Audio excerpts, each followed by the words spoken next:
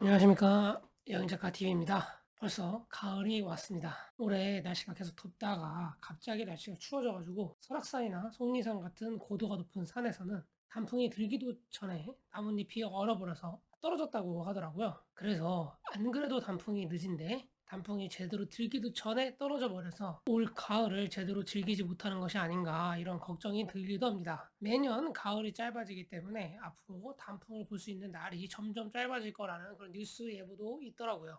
한반도 전역이 단풍으로 울긋불긋한 비단 옷을 갈아입는 이 가을을 즐겨야 되겠죠. 그래서 우리나라에 단풍 명소들이 많지만 비교적 조금 덜 알려져 있으면서도 특색이 있는 곳을 소개해 드릴까 합니다. 전라도에 하나, 경상도에 하나 사이좋게 이렇게 두 군데를 소개해 드릴 예정이고요. 두 곳 다 사찰입니다. 하지만 다른 단풍 맛집으로 유명세를 얻고 있는 다른 사찰에 비하면 유명세가 덜한 곳이기 때문에 찾는 이도 좀 적고, 그래서 좀 더 호젓하게 단풍놀이를 즐길 수 있는 숨은 스팟입니다. 하지만 다른 유명 스팟에 비해 절대 삐지지 않는 아름다움을 가지고 있으니까요.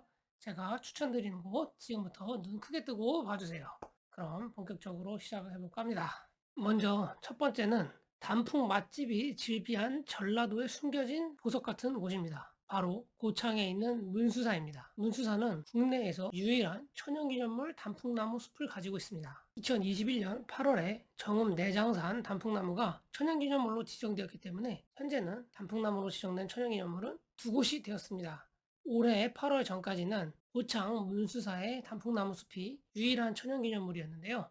우리나라에 나무나 숲이 천연기념물로 지정된 곳들은 전국에 꽤 많죠. 나무나 숲이 천연기념물로 지정이 되려면 우람하고 기형적인 모습을 하고 있거나 역사적으로 특별한 내력이 있거나 한국 특유의 식물이거나 특수한 환경에 놓여 있거나 원시림이나 오래된 인공성림 등으로 그 가치를 높게 평가받아야만 합니다.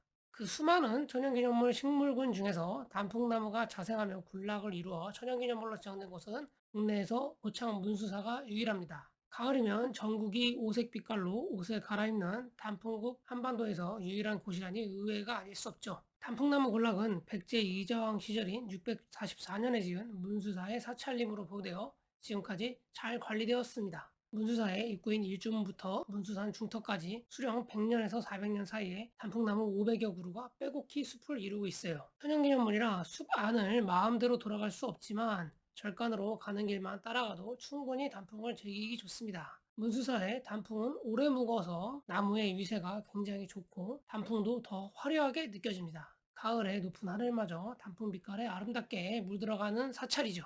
단 유의하셔야 할 점이 있는데요. 고창에 선운사가 단풍 화풀로 굉장히 유명한 곳이잖아요. 선운사야 언제 가더라도 사계절 내내 아름다운 곳이지만 특히 단풍철에 더 인기가 많아지는 곳인데요. 선운사나 문수사가 차로 45분 거리에 있고 같은 고창임에도 불구하고 선운사의 단풍이 11월 초에 절정을 맞이한다면 문수사의 단풍은 그보다 5일에서 7일 정도 늦은 11월 10일 전후가 되어야 합니다. 그렇게 문수사와 선운사의 단풍이 동시에 절정을 맞이하는 경우는 없습니다. 항상 선운사가 일주일 정도 빠르고 문수사가 일주일 정도 느립니다. 그래서 우리가 고창 여행을 갈 때 보통 문수사만 보고 가는 것은 아니기 때문에 일정을 짤 때 단풍 시기를 잘 타이밍을 봐야 된다는 단점이 있습니다. 두 번째는 경상도에 있는 단풍 명소를 추천드릴까 합니다. 첫 번째 장소에서 전라도에 있는 사찰 단풍을 추천했으니까요. 두 번째 장소는 바로 경상도에 있는 사찰 단풍입니다. 제가 소개시켜 드릴 곳은 바로 봉화에 있는 청량사입니다.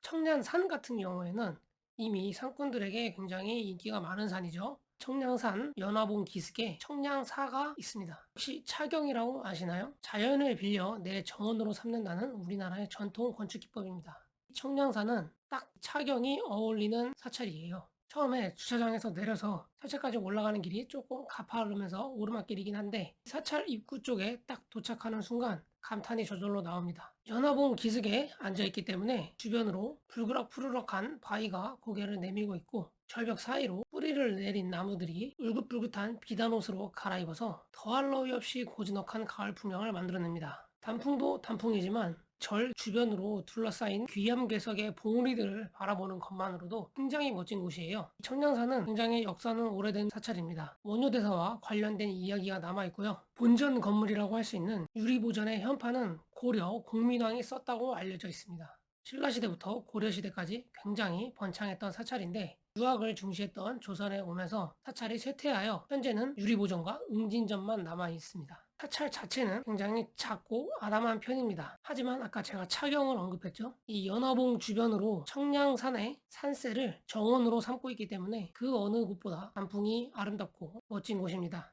마지막으로 퇴계 이황 선생은 스스로를 청량산인이라 칭할 정도로 청량산을 사랑하셨는데요.